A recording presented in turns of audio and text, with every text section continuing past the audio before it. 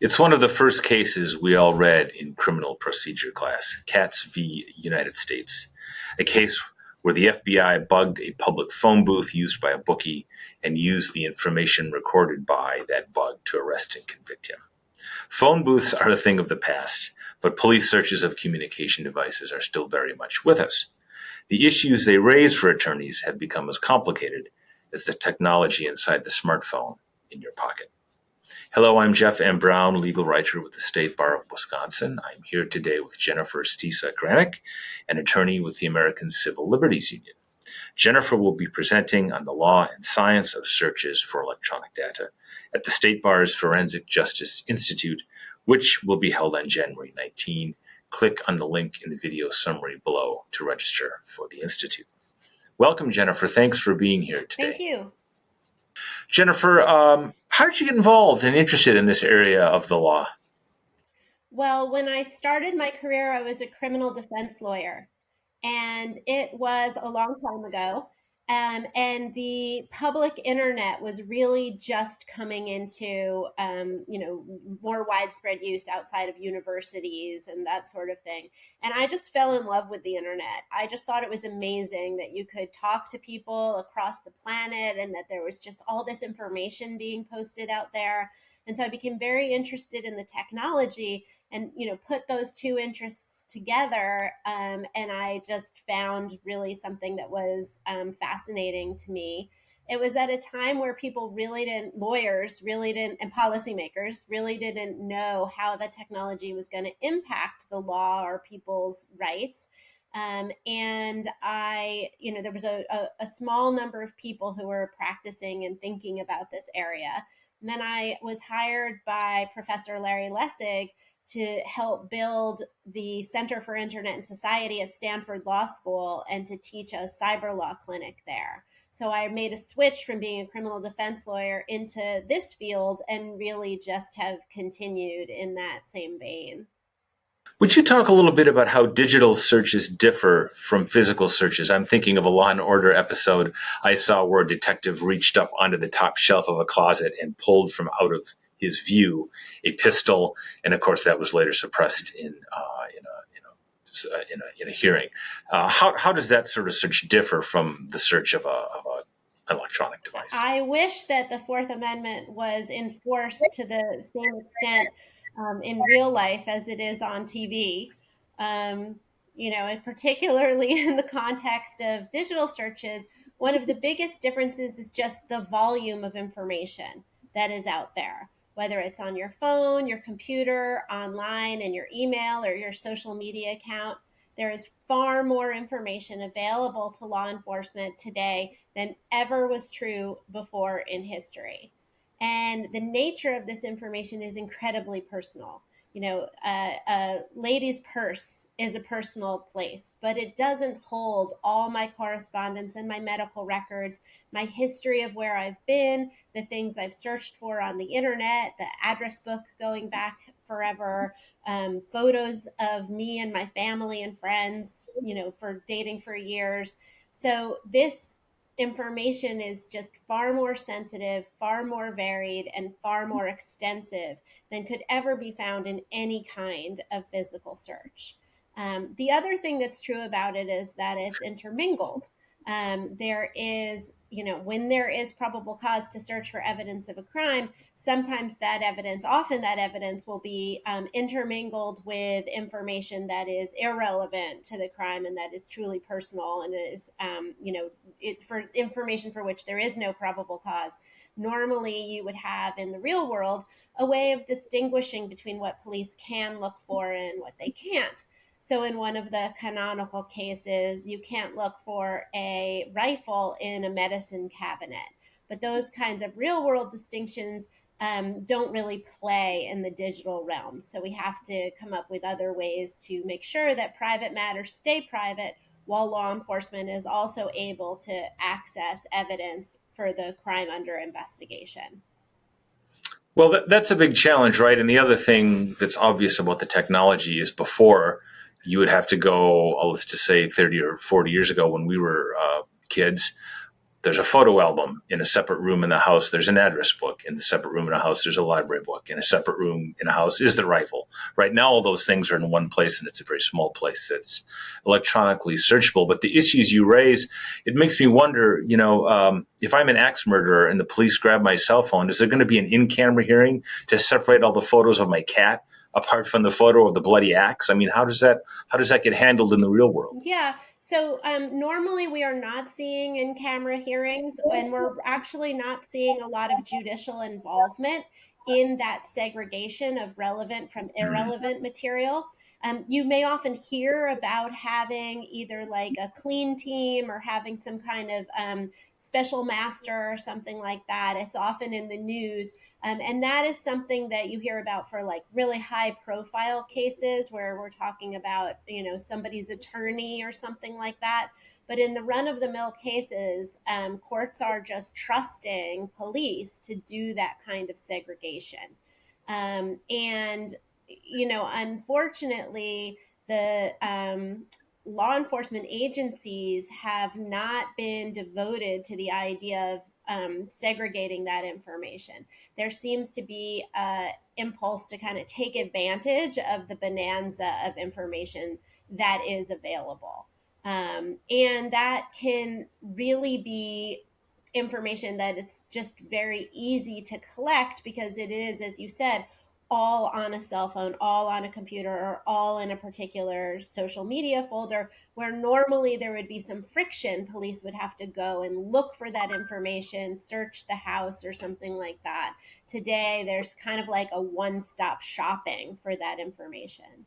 So the way that we are really depending upon police to segregate that information is to search for the information that they're entitled to and not look for information that they're not entitled to.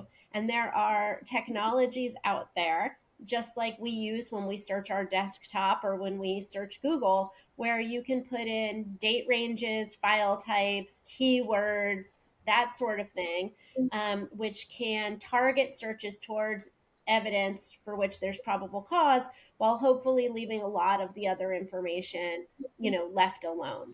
And there are a lot of ideas about how to do this better to ensure that privacy is protected, even while there are legitimate investigations are able to effectively go forward.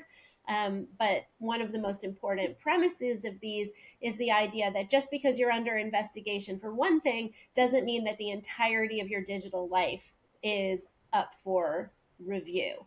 And that principle is actually something that we are still fighting about in this day and age and litigating in courts against the government. Well, one of the spots at which to narrow that, it seems to me, is the application for a search warrant. So, what are some of the typical justifications used by the police when seeking search warrants for electronic devices and data? We certainly see a lot of, things that are kind of what you would expect, where, the suspect communicated with co-conspirators over email and text, and there's probable cause to look at those email and texts, at least between the co-conspirators.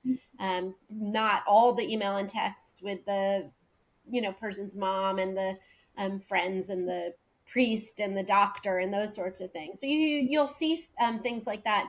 But one thing that's problematic that we see is the idea that, everybody uses their phone, and that means criminals use their phone. And so there must be evidence of a crime on the phone. So no case specific information that would lead you to believe that there's information relevant to the crime on the phone other than just the fact that people use phones. And that is not sufficient for probable cause. It actually would mean that in every single case, everyone's phone would be up for grabs for the police to search. And, everyone lives in, a house or a mobile home or an apartment, and we don't find probable cause to search everyone's home just because we have probable cause to believe that the person may have committed a offense. So, we are seeing that kind of sort of all or nothing approach to it. And then we're also seeing warrants that are for searching all content on a phone, computer, or in social media. And again, these all content type of warrants are not distinguishing between information for which there's probable cause and information which is irrelevant to the crime. So all content warrants are, essentially authorizing general searches, which is the evil that the Fourth Amendment was drafted in order to avoid.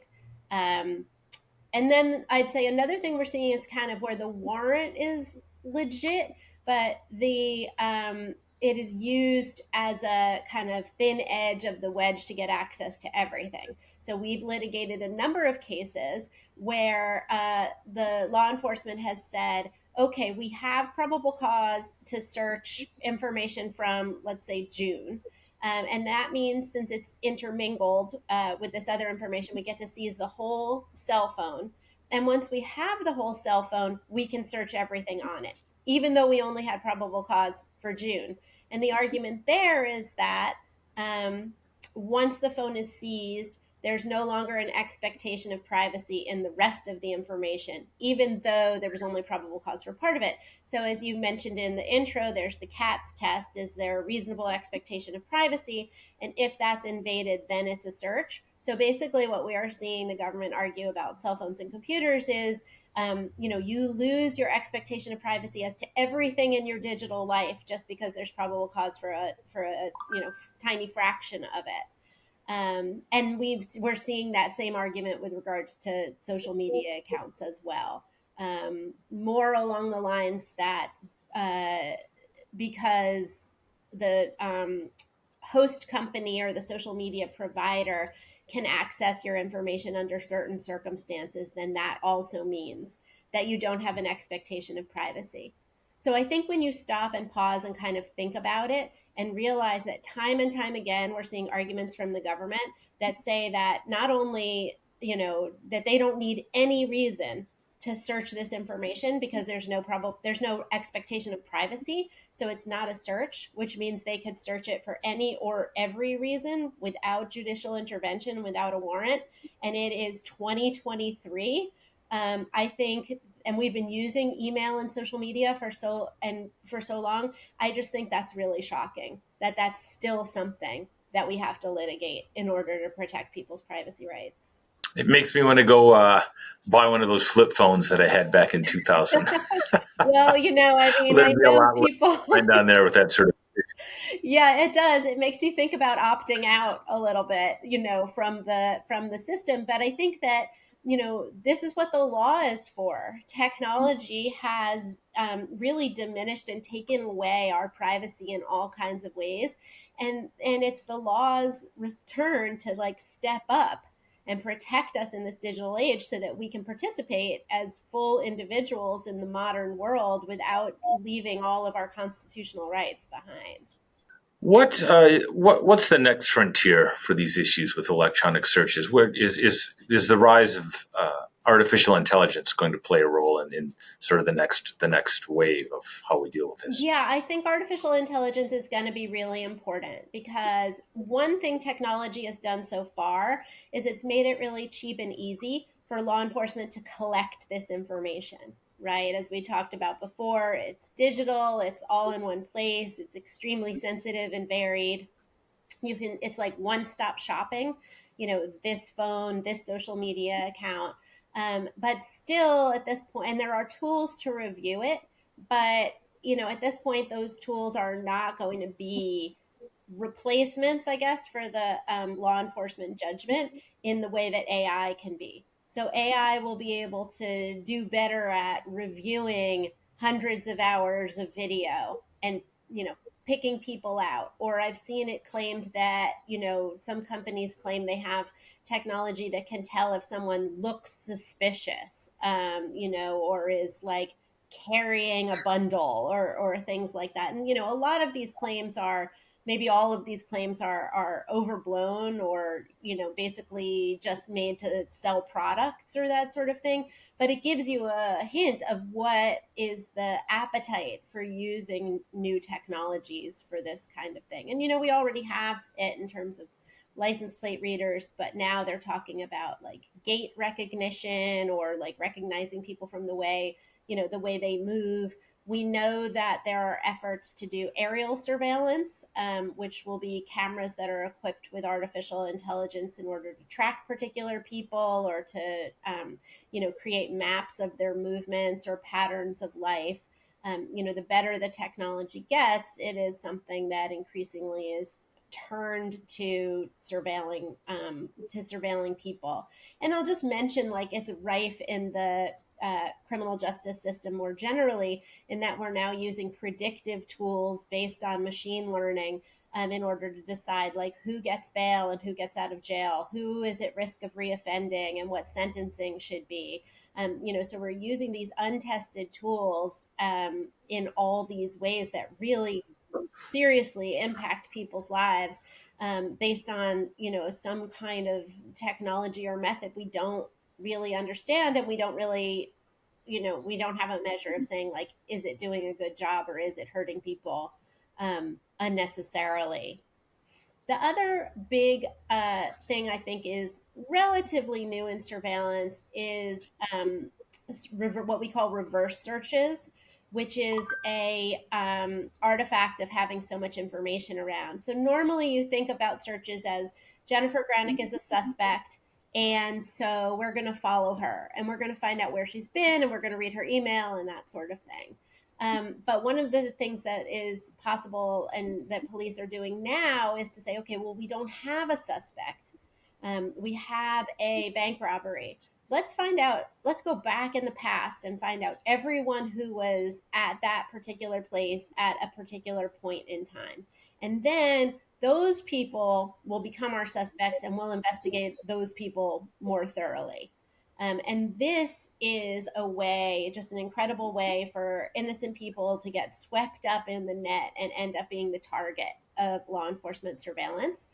I think it's also important to note that this is like, if you had told people 15 years ago that the police would be able to go back in time and find out everyone who was at a particular place, that would have been like witchcraft. This is incredible, incredibly powerful technology, not just for location tracking, but also, what did people search for on the internet in the past? So, who searched for how to make a bomb, or who searched for the name of a particular victim. And we've already seen, in some cases, this technology used with DNA, where there will be, sort of, you'll submit a sample to DNA databases that were generated by people who want to know their heritage or their predisposition for diseases or something like that, and then come up with a second or third cousin of somebody who's a suspect. And so there, we would resist having a national DNA database, but here they are, kind of being built by private industry and private decision making, which is another extremely powerful tool for law enforcement. And again, based on science and technology about predictions of relationships that the everyday person doesn't really understand.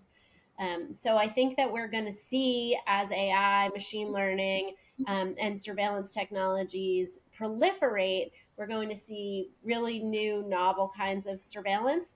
And then the one thing I really want to point out and highlight about that is that we don't, as the members of the public, necessarily know what this is or what it's going to be. Law enforcement is not always, in fact, it often is not forthcoming about the surveillance technologies that it purchases and implements. And so oftentimes these things will be used in secret, and people won't know until at some point it has to be revealed in litigation.